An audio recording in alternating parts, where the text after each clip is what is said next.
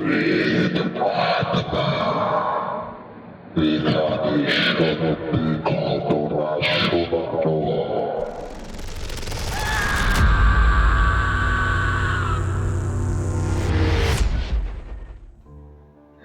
বন্ধুরা, সবাই কেমন আছো? আশা করছি সবাই খুব ভালো আছো এবং সুস্থ আছো। তোমরা সবাই শুনছো প্রেত আত্মা, যেখানে সত্যিকারের ঘটনা শোনানো হয়। প্রেত আত্মা সবাইকে জানাচ্ছে সুস্বাগতম। আমি আছি বাবান তোমাদের সাথে। আজকেও চলে এলাম নতুন একটি সত্যি ভৌতিক ঘটনা নিয়ে। এই ঘটনাটা শোনার পর অবশ্যই কমেন্ট করে জানিয়ে দেবে যে ঘটনাটা তোমাদের কেমন লাগলো, আর এরকম ঘটনা কি কারোর সাথে ঘটেছে সেটা কিন্তু অবশ্যই জানাতে ভুলবে না। তাহলে বন্ধুরা, এই ঘটনাটা আমি আমার মতো করে তুলে ধরছি, বেশি কথা একদম বাড়াচ্ছি না। ঘটনাটা পাঠিয়েছে আমারই একটা বন্ধু, তার নাম আমি উল্লেখ করছি না। উল্লেখ করলেও কোনো সমস্যা নেই, তারপরেও আমি ঘটনাটা আমার মতো করে তুলে ধরছি সবার সাথে। তাহলে সবাই রেডি তো? চুপটি করে বসে পড়ো, কানে হেডফোনটা লাগিয়ে নাও। তাহলে আমরা সরাসরি চলে যাচ্ছি ঘটনা।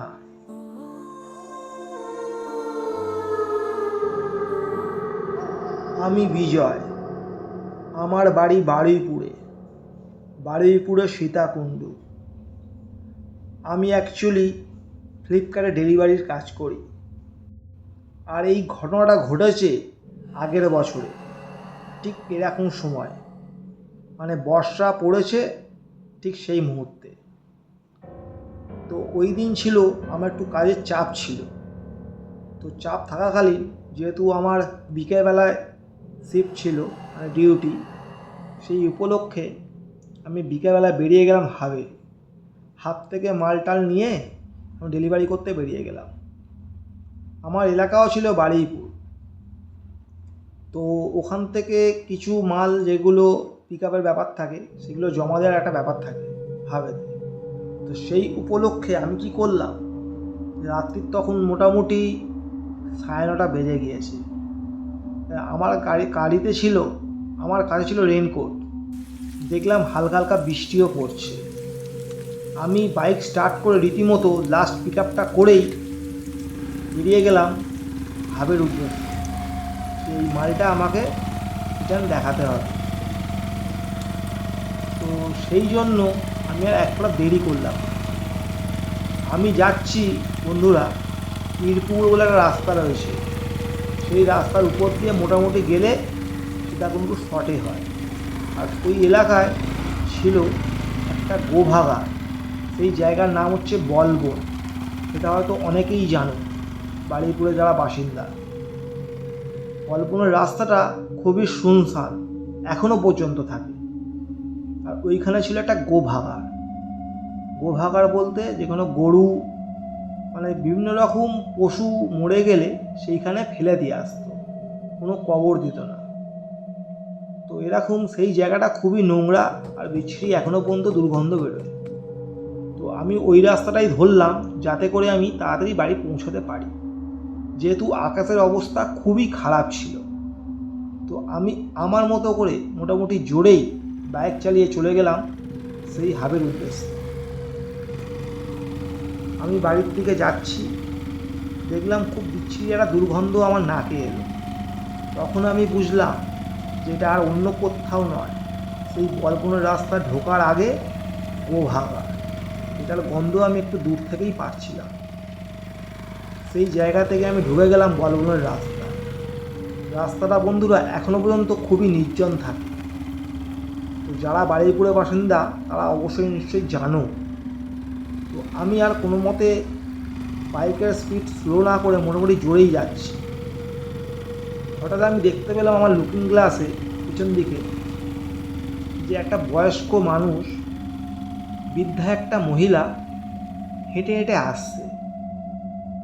তো আমি তখন ভাবলাম যে বয়স্ক মানুষ হয়তো কোনো দরকার পড়েছে হয়তো, কিন্তু এত রাতে মহিলাটা এখানে কোথায় যাচ্ছে? আমার মনে একটা সন্দেহ জাগলো বলে গাড়িটা আমি সঙ্গে সঙ্গে ঘুরিয়েছি। ঘুরিয়ে সেই মহিলাটার কাছে দূর থেকেই আমি আপার ডিপার মারছি, ভালো করে মহিলাটাকে দেখছি। মহিলাটা দেখি মাথা নিচু করে হেঁটে হেঁটে আসছে, স্পষ্ট নিজের চোখে দেখছি। তো সেই মুহূর্তে যখন আমি সামনে গেলাম, মহিলাকে জিজ্ঞাসা করলাম যে ঠাকুমা, এত রাতে তুমি কোথায় যাচ্ছ? ঠাকুমা তখন বলছে, এই তো বাবু, আমার বাড়ি এই সামনেই, আমি একটু এখানে এসেছিলাম, একটু দরকারে বাড়ি যাচ্ছি। আমি বললাম যে ও আচ্ছা ঠিক আছে ঠাকুমা, সাবধানে যাও বলে আমি গাড়িটা ঘুরিয়ে আবার স্টার্ট করে বেরিয়ে গেলাম। আর নোটিস করলাম ঠাকুমা কোন দিকে যায়। আমি আস্তে আস্তে বাইকটা রেলেই যাচ্ছি আর ঠাকুমাকে লুকিং গ্লাসে নোটিস করছি। কী বলবো বন্ধুরা, চোখের সামনে দেখলাম যে ঠাকুমাটা আসছিল ঠিকঠাকই, কিন্তু হুট করে গায়েব হয়ে গেল। হ্যাঁ বন্ধুরা, তোমরা ঠিকই শুনেছ, চোখের সামনেই দেখলাম লুকিং গ্লাসে যে বৃদ্ধ ঠাকুমাটা আসছিল, আস্তে আস্তে গায়েব হয়ে গেল। প্রথমে আমি ভাবলাম যে এটা আমার পুরোটাই চোখের ভুল, আমি ভুলভাল ভাবছি, ঠাকুমাটা হয়তো এইখানেই কোথাও আছে বলে ফের সামনে ফের গাড়িটা ঘুরিয়ে নিয়ে গেলাম। গিয়ে কিন্তু কাউকে দেখতে পেলাম না।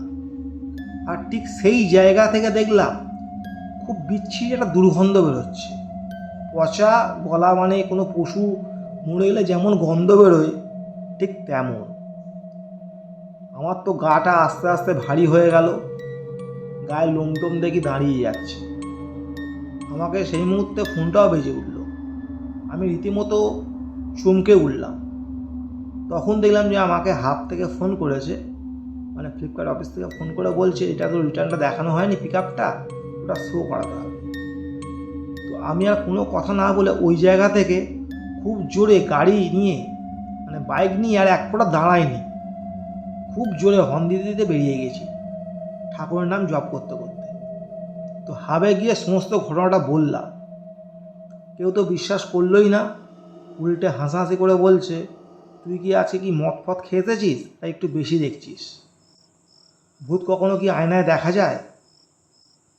আর সেটা তো ওদেরকে বোঝাতে পারলাম না, কিন্তু আমি নিজের চোখে বন্ধুরা স্পষ্ট দেখেছি।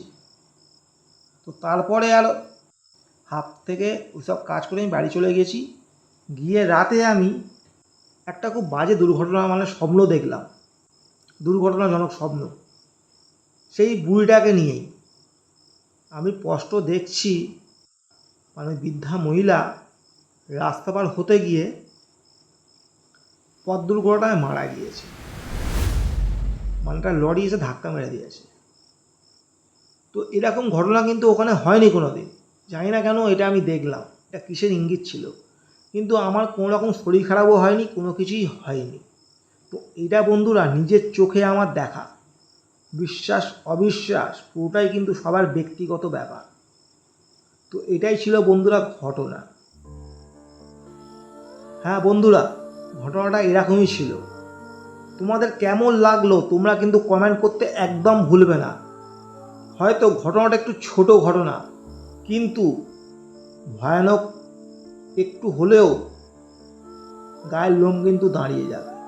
তোমরা একটু এটা ভেবে দেখো না, তুমি রাস্তা দিয়ে যাচ্ছ তোমার মতো বাড়ি ফিরছ, সেই মুহূর্তে তোমার চোখের সামনে যদি এরকম যদি কিছু দেখো, তুমি কি করবে?